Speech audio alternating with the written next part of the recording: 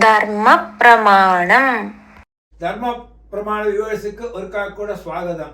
வாத்திய சிலவாள் ஆஃபீஸில் மத்தியானம் இருக்க அவளுக்கு மத்தியானம் பண்ண முடியறதில்லை. அதுக்கு பிரதிவிதி ஏதாவது உண்டா? சார், நீங்கள் இப்போ கேட்ட கேள்வியில நிறைய பேர் இப்போ தெரியும் சந்தியாவந்தனம் பண்ணிட்டு இருக்கா. நம்ம யூடியூப்ல வீடியோ போட்டதுலேருந்து நிறைய பேர் கர்மானுஷ்டானங்கள் கூடுதல் பண்றா. நிறைய இடங்களில் வாத்தியாரில் அப்படி நல்லா போயிட்டு இருக்கு. மத்தியானம் போட்டிருக்கோம், சாயம் சந்தியாவந்தனம் போட்டிருக்கோம், பிராத சந்தியாவந்தனம் எல்லாம் பூர்த்தியாக போட்டிருக்கோம். இந்த ഓഫീസിൽ പോറേൻ അന്ന മാധ്യാനിക കാലമാക്കും. ഒരു 10 മണിയിലെന്ത് ഒരു മണി വരെ മാധ്യാനിക കാലം നടക്കുന്നത്. അന്ന സമയത്ത് എനിക്കൊന്നും ചെയ്യാൻ പറ്റാതുള്ളത് അത് ശരിയായ രീതിയല്ല. ഒരു കർമാവ് വിടതയുടെ ഭേദമാക്കും. கொஞ்சம் ஏர்லியராக பண்ணிட்டு போகிறது. இப்போ கார்த்தால இது நான் சொல்றது எல்லா நாளைக்கும் அப்படி இல்லை.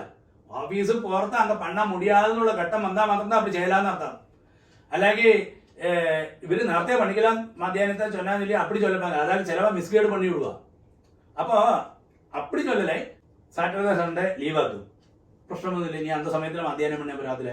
ஆனால் ஆஃபீஸுக்கு மண்டேலேருந்து ஃப்ரைடே வேற ஆஃபீஸுக்கு போனோம், 9 மணிக்கு ஆஃபீஸுக்கு போனோம். என்னல்வா நமக்கு சாயந்தரம் வேற ஆஃபீஸ் இருக்கும், ஈவினிங் வேற ஆஃபீஸ் இருக்கும். அந்த சமயத்தில் மத்தியானம் வரும். அப்போ என்ன சொன்னால் அந்த ஆஃபீஸுக்கு போகிறதுக்கு முன்னாடி மத்தியானத்தை பண்ணி விடுங்கோ.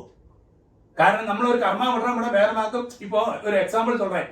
നമുക്ക് ഇപ്പോൾ ഒരു ലഞ്ച് വന്ന് ഒരു 1 മണിക്ക് ഇല്ല 2 മണിക്ക് ചാപ്പിടണമെന്ന് വെച്ചിരുമ്പോൾ നമ്മളിപ്പോ 4 മണിയാണല്ലോ ചാപ്പിടാക്കിയിട്ടുള്ളേ. ഇത്തിരി ലേറ്റാച്ചേ എന്നെങ്കിൽ ലഞ്ചോട് സമയം കഴിച്ചാച്ചല്ലേ നമ്മൾ വേണ്ട വെക്കറോമാ ഇല്ലയേ.